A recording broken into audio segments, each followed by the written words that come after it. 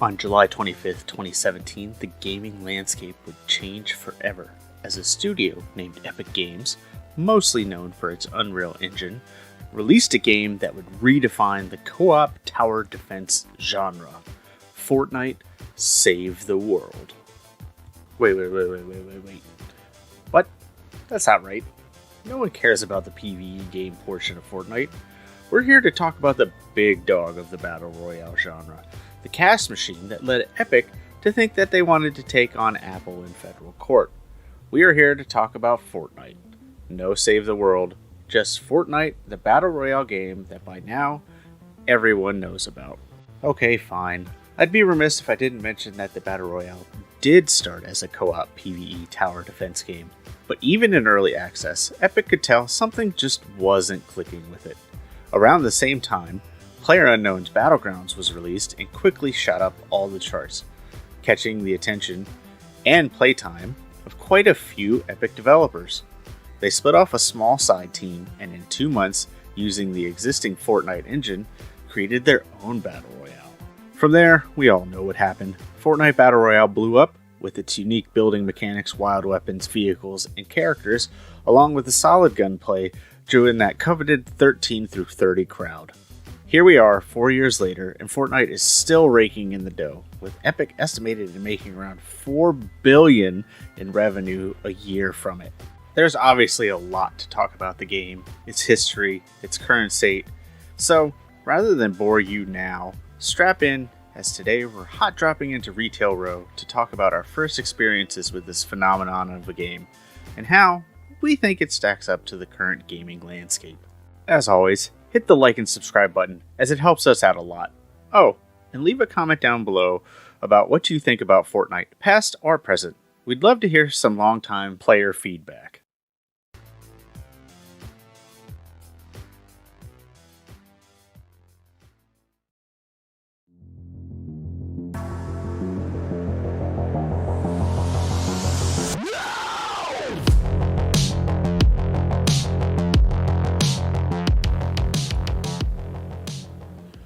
What's up, party people? Welcome back to the Definitive Game Rewind. I will be your host, Curtis Spider Grove, and with me, as always, is my co-host, Edinar.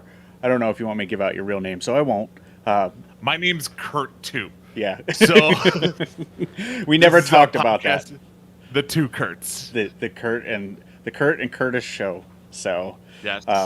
Yeah, we had never talked about that, so I don't know how comfortable you are giving your name out. I don't care if people know my name. My last name's Smith, so you know what? Good luck finding someone with the last name Smith. Good luck with that. Now you do spell your name in a weird way with a ZX. It's very strange. I don't know how you would fit that into Kurt, but you do. Kurt is Zix. Yeah, exactly. So, as you probably can tell from the opening video, tonight we are talking about Fortnite. I mean, we've been playing it on stream the last few weeks. You've seen lots of videos from us, lots of stuff on our Twitter from us. So, yeah, we're talking about Fortnite. This is a little bit of a different one than the last couple games that we did, because this is one that I hadn't played a whole lot either. So this was kind of like fresh for both of us. I had played the PvE portion, which I kind of made fun of in the video. I had played like the tower defense version for a while, and I dabbled a little bit here and there in the Battle Royale, but this is when I first seriously sat down. And that was about the same for you, right? Like you had never played anything before. I never even did the PvE aspect of it. I never played any of it. I think at one point I created an account and I logged in once. Never played a game, but I logged in. That's about all I can say. Yeah, so I started when it first launched in PvE. Like I paid like the $30 or whatever for the founder pack so I could play the PvE game, and I actually enjoyed the PvE game a little bit, but it definitely had a lot of problems. So you know, like I said in the intro video, Epic kind of realized that as well. So they saw what was popular at the time. They saw Battle Royales were getting very popular. So they took a small team and made this juggernaut of a game franchise with it. So we'll get to gameplay. We'll do all the normal stuff. But first, I want to kind of talk about like the stuff outside of the game, like the monetization and stuff. So it is a free to play game, so anybody can just jump in and play, which I think helps with the popularity. And like all free to play games, they do sell cosmetics and they also sell a battle pass. Um, the first thing I want to talk about is the battle pass. Like, how do you saw two iterations of the battle pass? Yes. How let's talk about the previous battle pass first, because we'll go through that really quick since it doesn't really matter anymore. So, what did you think about the initial implementation of the battle pass? Yeah, well, the initial implementation of the battle pass is just like every other battle pass you've ever done in any game. You play, you get levels, at every level you get something. If you bought it. So that the only caveat to the old battle pass was you only got free stuff like every 5 or 10 levels, but you did get V-Bucks, which is the Fortnite currency. So yes, it say you played season 5, all of season 5, didn't spend a dime, but leveled up your battle pass to level 100, you would have enough money to buy the season 6 battle pass, which is really cool. Like I don't know of any other game that does that. Yeah, where if it rewards you for playing just a bunch and lets you buy the battle pass Right. once, and then just if you just keep playing it, you never actually have to spend real money on it. Yeah, because like games like Apex and stuff, the battle pass is always just money. Like you don't buy it for in-game currency, you buy it for money, right? Well, yes and no. Like you so it's like the Apex, premium currency, right? Yes. There's two levels of like in like Apex and Warzone and stuff like that, where you have your traditional free stuff that you would get every level, like level 1 through 60 or whatever. But if you buy the battle pass, you get exclusive skins, and then every like 5 levels, you get something additional on top of that. Yeah. So the Apex battle pass, I've never looked at the Warzone, but the Apex battle pass was like a two-tiered battle pass. Like there was always like a free tier and then a paid tier, and then you would get both things if you paid for it, but only the free tier if you didn't. But regardless, you still had to pay for it to get it. Like there was no way to earn the battle pass in game. In Apex? Yeah. Yes. Yep. Outside of the premium stuff. Yeah. Okay. So if you didn't buy anything, all you would get is the free stuff. Right. But you would miss out on a bunch of like a lot of cosmetics that are premium. That's what I'm saying, though. You couldn't get the premium stuff without paying for it. No. Whereas in Fortnite, you can get the premium stuff as long as you had saved from the previous one. So right. I think that's pretty cool. Now, the new Battle Pass kind of does that still. Like, you can still earn V-Bucks. But now, the way the Battle Pass works is you actually get to pick and choose what you want. So instead of, going 1 to 100... for every level you get 5 stars, or sometimes you get some bonus stars, and then you'll get 10 stars depending on what's going on. And then stuff costs different amounts of stars. Like a spray is like 3 stars, but a skin is 9 stars. So where that helps is you can pick and choose what you want, and you can skip the big stuff at the beginning if it doesn't interest you, and get to the better skins down the line. Like Rick from Rick and Morty is a skin this season, and that's like would be level 100. So you got a long way to get to that. But you can theoretically, if you do well enough, and you pick and choose the cheap stuff, you could probably have that around like level 60 to 70. I haven't done the math, but it's still much earlier. Mm-hmm. So how do you feel about that battle pass? I like this new battle pass a lot better, because it gives you choices. It's not like, all right, you have to level 1, you get this, level 2, you get that. It's like, no, like you said, you get to pick and choose what you want. You're like, people don't want sprays galore.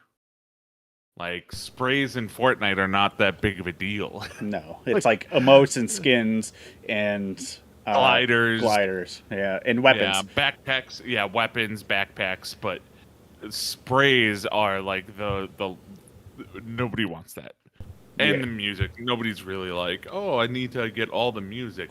but they're the cheapest. So if you want to keep moving Hmm. forward as quick as possible, you actually you can go that route if you don't want any of the big cosmetics. Yeah. So speaking of the big cosmetics, how do you feel about the cosmetics? Like, how do you think the skins are? How do you think just the customization is for the game? Okay, so I have said this and I will stick by it. Uh, this is Fortnite is the best cosmetic game in history. I It, would it agree with just that. is. I And nothing even remotely comes close to it. I have a little bit of a problem with the amount of money it costs per skin, but the skins themselves are amazing. Like, where else can you play Laura Croft, Batman, Superman, Rick from Rick and Morty? Like, Yeah, they Darth had Vader and yeah, all the Star Wars skins. I have Kelsier skin from Mistborn, which is like an obscure high fantasy novel. Like, it's mhm. so crazy the amount of cosmetics and customization. But they do cost money, so they will set you back a certain amount. Now, if like I said, if you play with the battle pass, you can absolutely get that, the V bucks to get skins and stuff that you want. Uh, just you just have to save for it. So Mhm. overall, like, I outside of the game, I was really impressed. Like, the quest system was really good. Like, I'd say 9 games out of 10, I was just dropping and doing quests. Like, there was no shortage of quests, and that's one thing Yeah. that always bugged me about like Apex. Is Apex always had like 5 very bland quests a day, and then weekly quests were just longer versions of the bland quests. Like, instead of kill 2 people with Loba, it was, do 9,000 damage with Loba. It's stuff like that. Whereas Fortnite had you doing all kinds of different stuff. You were looking for stuff, finding hidden rooms, trying to find NPCs to talk to. They make a story out of it, and I think that was really cool. And it's a fast way to level up the battle pass. Oh yeah. Like Apex, my problem with Apex's battle pass was once you finish those quests and your weekly quests, you were basically doing nothing for your battle pass. Like, you could play and win and you could still get points and stuff, but it was much slower for the average player. It wasn't like if you're like Shroud or somebody who's like winning every other game, sure, you're going to accumulate a lot of battle passes levels, but for the average player, you're getting, once all those quests are done, you're getting like maybe one battle pass level a night, if that. Hmm. Whereas in Fortnite, due to the huge amount of quests, even at the beginning of the season, we were still getting like 1 or 2 levels per game Yep. easily. We So were. And that is very satisfying. The quests, the ever going quests that just they aren't like they're specific, but they're not hard. yeah, You know what I mean? Like they don't take. I guess the best way I can put it is it doesn't take like skill to do it. yeah, A and lot of most of them just take it's not luck. like okay, do 500 damage with this gun Yeah, or get this many headshots. It's more like no, land here, talk to this person, yeah, and and that's the first step in the quest. those like long boring quests are always like season long quests. So there are like damage quests or collect a certain amount of material quests, like collect Yeah, like mine 2000 stone, but those are like season long. Like, those aren't like daily quests. Like, daily quests are like, like you said, talk to this person, go here, accept a quest from a payphone, stupid stuff like that. So you could go through it, spend 7 seconds near a chicken that's running away from you, like that. That's just dumb funny stuff. So yep, I really enjoyed that because one of the big problems with battle royales to me is they get really monotonous really quickly. Like, it's okay, drop here, do this, grab this. Okay, I didn't get a good gun. I guess this game's a wash if I run into somebody with a legendary. Whereas Fortnite has a lot of systems in place that if you don't get a good drop, you can say, well, okay, well, then this time I'm going to try to find this quest, or, you find other stuff. hmm, And there have been multiple games, at least for me when I've played solo, where doing that has turned into not a game winner like every time, but longer games because I'm more yeah. engaged. Yeah, and that's something else I've noticed. Like this map is so big, Hmm. and not excessively big because you have lots of ways to get around quickly. Yeah. But it's just like, yeah, you drop and you're not just like, okay, drop. Now I just have to hunt for weapons. It's okay, I'm gonna drop, I get a weapon, and then I'm gonna do my quest and progress that way and move around. You're not just going from building to building looking for loot. Yeah. Um, so it definitely keeps you engaged. I will say that definitely keeps you engaged. Now we played a lot of duos. You played some solo queue, so Yes. I'll talk to my solo queue experience after you. So how was your solo queue experience? Because that's really important to like the battle royale community. So the solo queue was amazing, actually. Um, I found it very easy. Like solo queue is great because that's how you complete quests. That's how you can complete a lot of these quests is by doing solo queue. Um, so like that was awesome. Like I said, the map is so big. If you're doing solo queue, you're not just dropping on top of everyone. Um, so like it would be very rare for me to like drop with like two other people and do that. Like but solo queue was really good. That's they excel at that. That's one of the better solo queues I've ever played. Because like I've played like Warzone and stuff with a solo queue, and that's just not fun. And I feel the same way, especially like with Apex. A solo queue is typically not fun because you're forced to play in a squad. So to compare it with Apex, I did try some like quads and trios like Phil, and it was okay, but it did remind me a lot of Apex. So strictly solo queue was actually really fun for me because there was so much other stuff to do. And like you Hmm. said, you're not like unless you really choose to drop with a lot of people, like sure if you drop where this week's legendary quest is, or if you drop in like one of the super hot spots like Retail Row, where all the it's very much like Apex where there are streamer buildings where Yes. everybody goes to drop. But if you drop on like one of the named outside areas, maybe there'd be one other person, and you could, you either fought them off or you lost and you tried again, and Hmm. you just went from there. So I did really like the solo queue experience. I did feel that the matchmaking was very aggressive sometimes. Like I could definitely feel it, and I looked around the web and I couldn't tell if there was skill based matchmaking. Like there was a lot of conflicting reports. Like they used to have it and then they didn't have it, but now there's rumors that they have it again. Based on what I've played, I feel like there is some kind of skill based matchmaking. I think there has to be. Yeah, because there were definitely games where I would go and I would run into some very obvious bots. Because that's the other thing Fortnite does is not everybody you're playing with is a player all the time. Sometimes they do throw some just bots in the lobby with you and scale them to hopefully somewhere around your skill level. But most of the time they're still bots. But I would go a game where I'd get like 8 or 9 kills, and then the next game I would end up in like like the Fortnite Championship edition. Like you got these guys building huge sky bases and stuff, and Hmm. so the matchmaker was a bit aggressive eventually. It did get better over time. Like I don't know if that's just like a new player thing, uh, because when I got in your lobbies, like I didn't notice a huge difference for most of it. I noticed when we switched over to duos and we played together, I noticed a difference between what my lobbies were and what our lobbies were. Yeah, I wanted to ask you because I know there was one night we played together and we were having trouble just keeping both of us live.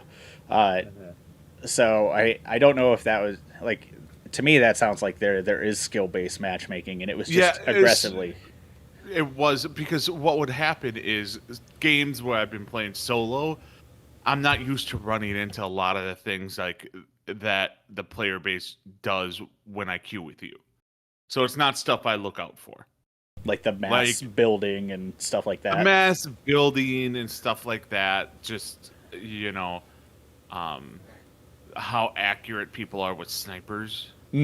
Yeah, the shotgun rushers and stuff like that. So Yeah, so the coordination was definitely there, like the pushes and stuff like that. So I definitely noticed a pretty big uptick in difficulty when I played with you. now that last night we played, what was it, Tuesday? Uh, it seemed pretty balanced at that point. Like you were getting It a did. lot of kills, I were getting a lot of kills. Like we were, there were multiple times we saved each other. There was one game where I went down really early and you fought off like a couple of teams, but eventually got pushed by like a third Yeah, or fourth team. I And was donezo at that point. I will say that that might lead to the bigger map, but there's a lot less third partying in this game. Holy cow! Like, There is, and that's glorious. and the healing in this game is fast enough. Unless you're trying to do like the big heal, you can do a couple of quick heals and get back in the game and be effective. Whereas games like Apex, at least I feel like you can't just pop a shield cell and get back in the fight. Like you still have to be really tentative because the time to kill is so fast. Whereas in this game, if you take a couple of hits and then pop two small shield potions or whatever, you're back at 50% shield and you can get back into fight well, like quick enough. Hmm. But yeah, the third partying seems a lot less. So how did combat feel overall? Since that's kind of what we're talking about. So combat felt good. There are definitely things I wish were different. Um, I get the small potions, large potions. I get Hmm. that. I get that with shield. I don't get that as much with health. Yeah, I don't understand the cap on bandages, Yeah, because it I basically makes bandages almost worthless unless they're like you're really in a pinch. Like you're better off just having a med pack regardless. yep, yeah. So it's like I don't get that. I get that with shields. Hmm. Um, I am not a fan on how, and this may just be from the games we played, how kind of useless grenades are.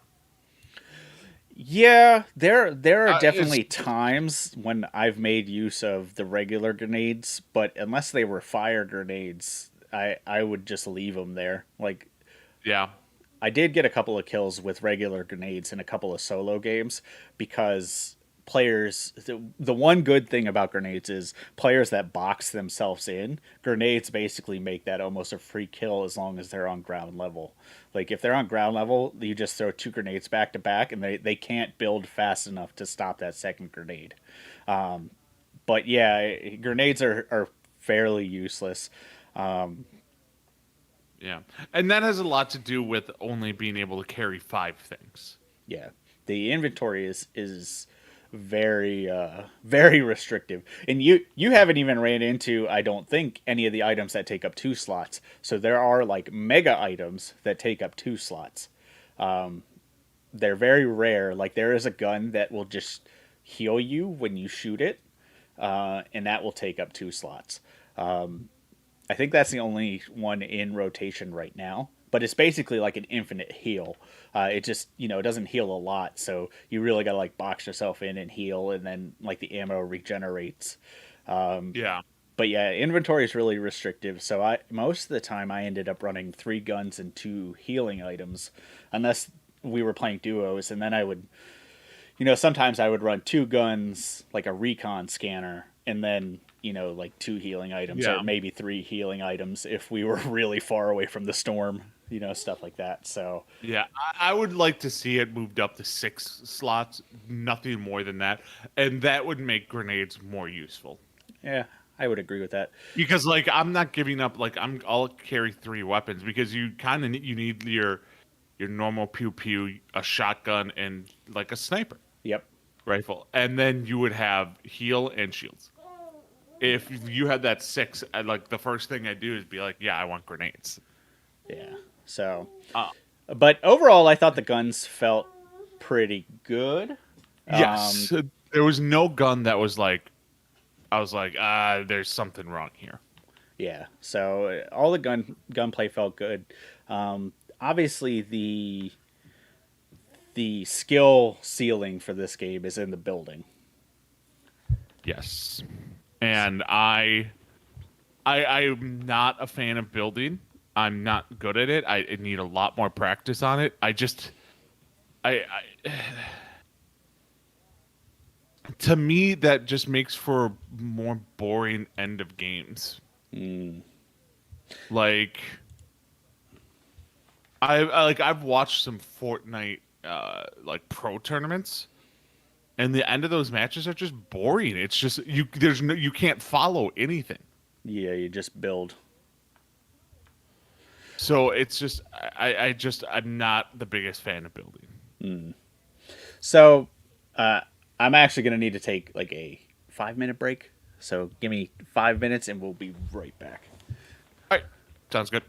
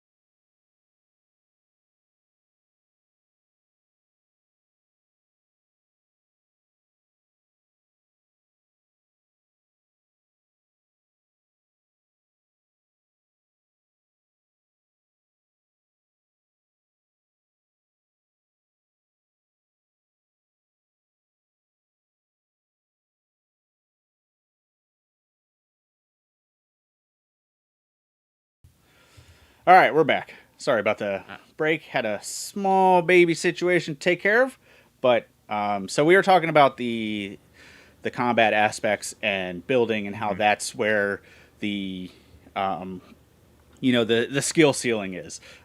My problem with it wasn't that was the skill ceiling. My problem with it is there's nowhere in Fortnite that tells you how you should be building. It's just something you have to feel out. And Yep. I went and looked, and I found some guides on YouTube about like here's the keybinds, here's what to do, stuff like that. Very like rudimentary stuff, but Hmm. at the end of the day, it's just something that you have to work through, which is fine. But it Hmm. definitely feels like when you get into lobbies, um, that gap is much bigger than other battle royales. Like when you get into like a lobby in Warzone or Apex, it's like okay, they may know the map better, they may have better aim, but I might be able to outposition them. I might be able to outgun them and stuff like that. Whereas Fortnite, if someone can build better than you, you're basically dead. Like Yep. there's very few things you can do unless they make a mistake and you land a good shot. You're done. Like Yeah. I will say it's much harsher on the newer player once you start getting into those more aggressive lobbies. Yeah, and I'm getting into those lobbies where like I'm getting a bunch of second place finishes because I just can't. My skill is up there and I can take out a lot of people, but then I go against the final person and it's all, you know, they're just better at building than me, and that's very frustrating because like you said, there's nothing that really teaches you about like the different materials or anything like that. Yeah, like um, it seems like metal is really good if you have a lot of time, but wood is next to useless in endgame. Like it's basically like the go to if that's all you have left. Whereas it seems like the middle ground of brick is the best thing to use just because of the fact that it absorbs more, it builds quicker. You know, so there's like small, minute things that I wish they explained in the game a little better.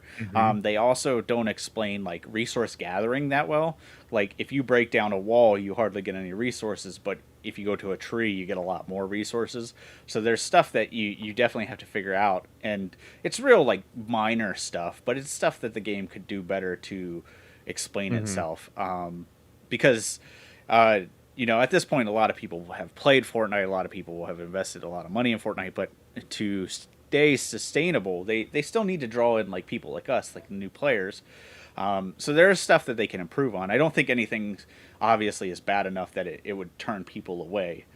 There's no level of absurdity that I think the average player couldn't work through. And I will say that if you have someone to play with, and this is going to segue into our kind of one of our final questions,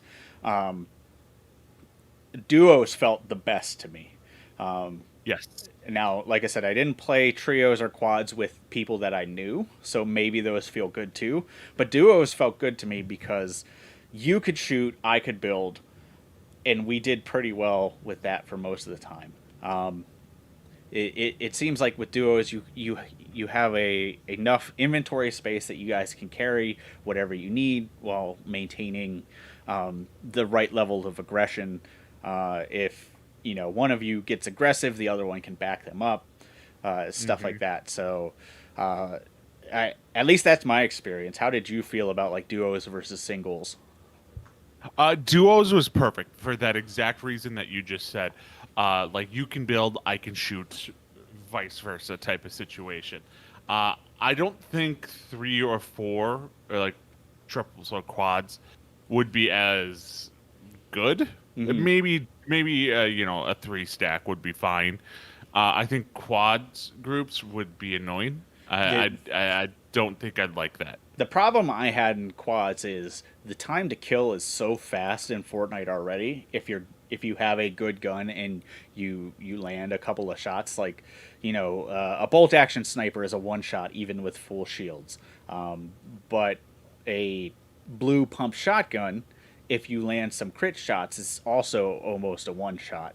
So Hmm. if you've got four people doing that, you just drop so fast that you don't have a lot of time to react most of the time.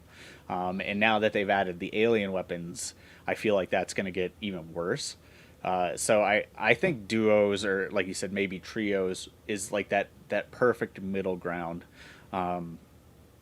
So yeah, I think duos is like if you want to enjoy Fortnite, find someone you know and play with them. Hmm. Because you guys can learn together and you can focus on different skills. Like obviously, if we have more time with this game, what should happen is there should be games where I focus on shooting and you focus on building, so you can get practice building and I can get acquainted with different weapons because I still feel like I don't have a good grasp on all of the weapons. Like should I go with an assault rifle? Should I go with the pulse rifle? Stuff like that. Like there was still a lot of internal questioning I had with Yeah, the weapons. yeah, there definitely was, and it's something where it's I don't think the best thing that Fortnite has going for it, and this goes back a little bit to solo play, is yes, I'd rather play duos with you, but I'm just as happy playing, a single player. And I'm happy with both those modes. I don't have to play with a 3 stack or a 4 stack unless I have 3 or 4 friends online. Which I'm sure 4 stacking with friends is fun and all. It's not ideal, Lot but of meme bullshit goes on during that. yeah. But duos is something where we just communicate so much better, and it's harder to Hmm. communicate and plan things with 3 people versus two. Yeah. So, yeah, I think for new players, I think duos is the way to go about it. But I agree with you. I think solo queue was just as enjoyable for me after that first couple of times. Like Hmm. once you and I had played enough together that I at least felt competent. Like I could pick up a gun and know what I was getting.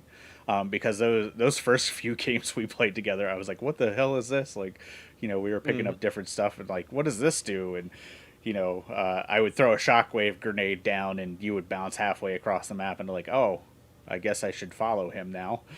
Yeah, you just sent me into the abyss. Thanks. Yeah. So I I really enjoyed it. Now, how do you feel about season 6 versus season 7? Because now we've played kind of 2 seasons. We've played the end of season 6, which had one very different scheme than season 7. Like season 6 was all like bows and primal weapons and wolves and stuff like that, whereas season 7 is all like high tech alien stuff, UFOs flying around. Um, As far as like weapons go, I actually like season 6 a little more. Um, I do too, but that's only because of the bow. yeah. Well, here's the thing in season 7. I don't give two craps about the new weapons. It's the UFO ships in season 7 that I'm just Hmm. like, I'm not the biggest fan of them. They are uh, borderline griefing, as you put it. Um, Uh-huh. and in solo queue, they're not so bad because in No. solo queue, if you grab a UFO, you're target number one. Like, Yeah, but see, and that's even worse though. That's part of the problem I have with it is, a UFO is overhead, so you're shooting at it. Well, then everyone around knows where you're at, trying to shoot at this, yeah, at this UFO. So then you just get taken out that way. yep, I yeah. mean, There have definitely been a couple of solo queue games where everybody has shot at a UFO, and then I've been third partied or whatever you want to call it. Like people know where I yeah, am. But I will say that most games, if there is a UFO flying around and it's fairly late game, most players will just focus the UFO and then kill that person and then go wherever. Mhm. But in duos, I think the UFOs are nearly broken, just because of the fact that you can have one person fly and one person shoot, yep, and you can also lift your person up. Like you can lift your partner up. Like I saved you one instance when you were down. I picked you up and carried you to safety. So it takes a lot of the if you have access to a UFO, it takes a lot of risk and reward out of it, because it's just reward. Like there's almost no risk to flying around a UFO in duos because you have a second person that's backing you up. Um, is that kind of how you felt about the yeah. the ships? The shit, like when like it comes to Perfect Mind is the game we won with the UFO is the fights leading up to it. Yeah, you saved me, but then like you were uh, going against people, and what I'd just do is I'd sit there and I'd shoot at them, and they don't know what to do, whether to attack you in the ship or attack me shooting at them. Yeah, And to me that I'm just not a huge fan of that. I yeah. you know And I could lift people up so that they were basically stationary and you could shoot at them. hmm Yeah, like yeah, and people have an ability to shoot at the UFO, but the problem goes back to that time to kill. Like if I'm shooting at them and you're shooting at them, not only is their attention divided, but unless they're fully concentrating on the UFO has so much health that it would take multiple people shooting at it yeah. to do a lot of, unless you have the only weapon that I think kind of counteracts this is the purple pulse sniper, like Yeah. the one that charges, like basically the charge rifle. Like that thing will chunk the UFO. Like I got hit once with that, and I went from like 900 health to like 200 health. So unless you have one of those, the UFO is broken. I preferred season 6 just because season 6 had a lot more movement options that didn't seem outrageous. Like season 7 has the UFO, so I think that's a little bit of a tipping point. Whereas season 6, you had the shockwave grenades and you had stuff like that, but they were very obvious and they were in very short supply. And you know me, I'm gonna like the bow better anyway. You've always Just been a bow person. Yeah, it's every game, yeah, exactly. and I get that. So I don't mind season 7 though, and I like the aesthetic that they're going for season 7, like the sci-fi UFO. Most of the new weapons haven't impressed me though. Like the ray gun is cool, but it's not in theory, good. Like yeah, if someone's close to you with a shotgun, they're gonna win, regardless of the ray gun's ability to melt them. The pulse rifle, like the actual just semi-automatic pulse rifle, is decent, but I'd rather have a regular assault rifle. And the pulse sniper is good. Like that's the only one I've really liked. yeah. The recon scanner is good though. I do like that, but most times I don't know if I want to dedicate a slot for it. Like and I don't know how much you've played with the recon scanner, but that's the thing where you shoot out the thing and then you can see where everybody is for a limited time. Here's the thing: is if I'm grading the new weapons in season 7, and those weapons include the spaceship, I give it an 8 out of 10.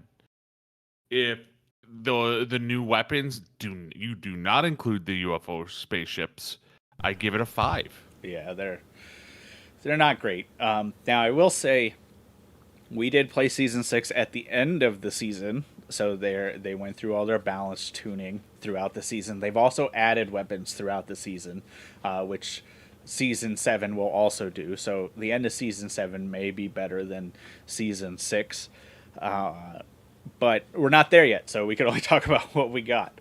So I think that's all aspects of the game as a whole. So I think all that's left is to rate it. So we'll start with just the game rating. Like if you were working for IGN and you had to put like a number on, this is what I give the overall game, what would you give it? That's singles, duos, battle pass 9. system. Oh, I'm giving it a 9. I would have gone a little lower, except I put so much into the cosmetics okay. and how amazing they are that it really gets bumped up. Like, it really does. I would have gone 7 or 8 for the actual game rating, and the cosmetics are what bumped it up for me. Okay. Because it is, and like the in-game events that it has, and everything like that, it is insane. Yeah, I mean, you haven't even done any of like the really big events, like the concerts or like the when they did the Star Wars event, like everybody sat there and watched like the Star Wars trailer, and then in the center of like this arena, like this box opened up and you could grab a lightsaber, and then everybody was fighting with lightsabers and stuff like that. Or when they had the Marvel event, which the Thanos is coming back, like you could run around with Thanos in the Infinity Gauntlet, and it's basically like the lobby versus Thanos type of thing. Those events are really cool. And I will say, like, as a whole, I think I would give the game like an 8.5 out of 10. Like, if I had to just rate the overall experience, because I do have some problems with some of the core gameplay, but not enough that I wouldn't recommend it to anybody to try. Like, if you're a fan of shooting games, you're a fan of battle royales, this is a game to try, regardless of the memes. The only downside to me is how aggressive that skill curve is with the building. Yep. Like that is gonna make or break it for you, and it didn't break it for me. But I could see a lot of people getting to the point in lobbies where saying like, okay, this isn't, I want to shoot people. Like I don't want to build a house to shoot people, kind of Yeah. thing. So I think one thing that they could do to combat that, because I can't imagine that Epic loves that the end of every higher end game is we're just gonna build as tall as we can. mm-hmm. They need to introduce more things into the game that can destroy buildings. towers. Yeah, Yeah. yeah, and Like that's just they need to introduce more of that. yeah, And then it won't become like that insane. So actually playing the game, like getting into a match and playing a game, what would you give Fortnite? I'm gonna bump it down to an 8.5. Okay. And that is just because of the building. Yeah.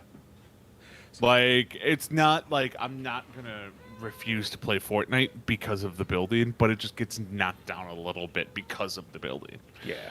And I just need more practice with it because you have to do it so quick. You have to be like, it took a while. Like when you first start gaming on a PC, it takes you a while to get used to pressing WASD to move around. You just need to get those reflexes for building.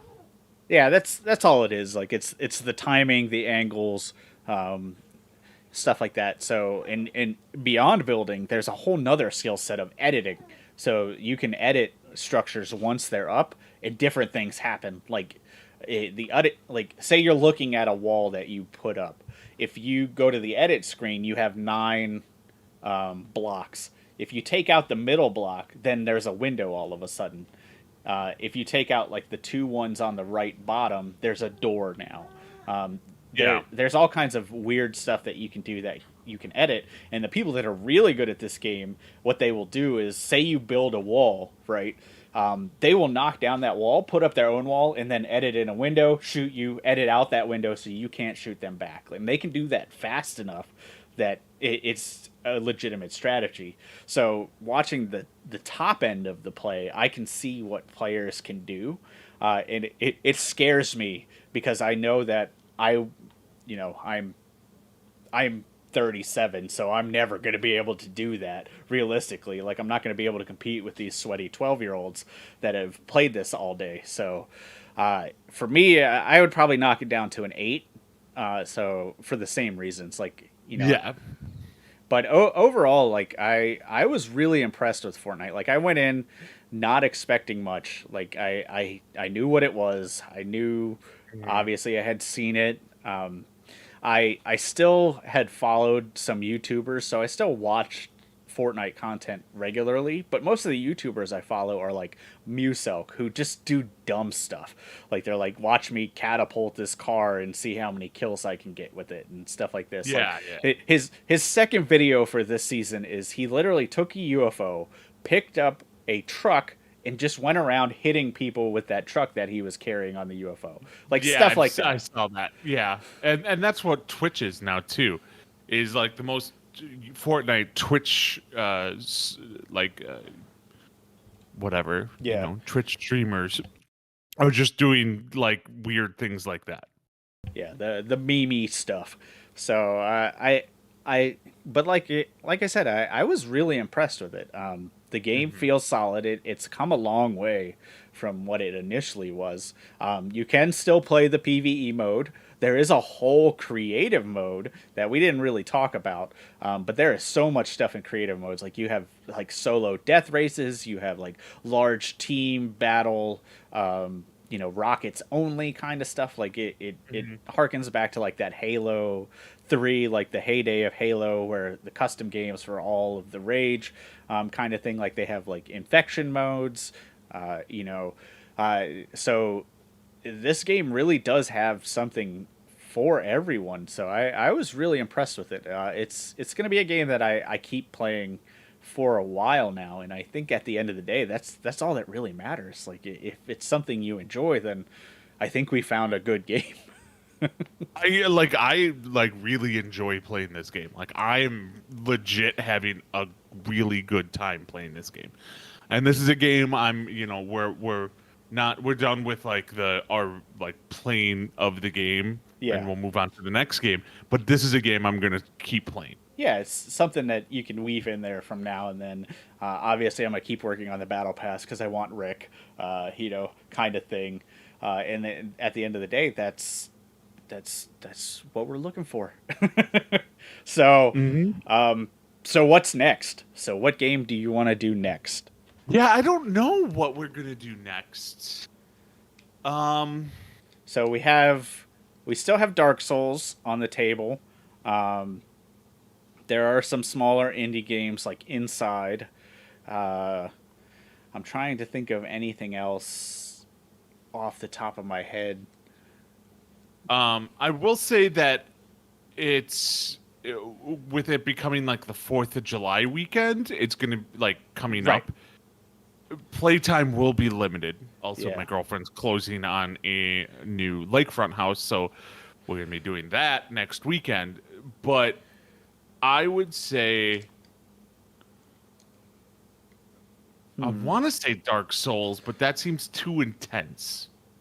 Although Dark Souls is a good game that you can just sit there and play for a little bit on your own. Like you don't have to like with Fortnite we always had to like find time to play Play together. together, yeah. Hmm. Whereas Dark Let's Souls just do Dark Souls. Like we keep talking about Dark Souls, and I have Dark Souls. Let's do that. Okay, yeah. So Dark Souls, as you said, there are some holiday weekends coming up. So most likely the Dark Souls show will probably be like end of July. Yes, So I would do that. And I'm moving and stuff like that, and I have to get my whole man cave set back up. situated. So Yeah, that's set up. I will probably do some streams in the meantime to fill the space. Like we'll probably go back to Dark Souls on stream for a little bit because I was doing that for a while. So yeah, we'll shoot for the end of July for the Dark Souls show. So in about a month, and then once that happens, we kind of hit a lull in holidays. So then we'll probably go back to the every other week for the show. Yeah, and get some more like duo type games. Yeah, Games we can play together. right. So as you may have noticed, it is Sunday night. We will be doing the shows on Sunday night. Streams will be Sunday night as well. Typically, Friday nights are just hectic, so we will we will be switching to Sundays from now on. There may be streams here and there in between. In the meantime, I am gonna start working on some just YouTube like Let's Plays. So while I'm playing through some of these games like Dark Souls, we'll just do like, not streamed, but sectioned videos of like Dark Souls and stuff. So we get a little more content up there. Mm-hmm. But I think Sounds good to me. that will do it for us tonight. I have a beach trip in the morning, so I am going to go to bed to get a few hours of sleep. But other than Fair that, enough. I had a blast playing Fortnite, and I look forward to playing some more. So thank you for tuning in. As always, as we said at the beginning, hit the like and subscribe button, and have a good week, because I can't say weekend anymore. Yes. Happy Have a good Father's week. Day to all Happy the Father's Day. other fathers. Yes. Have a good one, guys. Good night.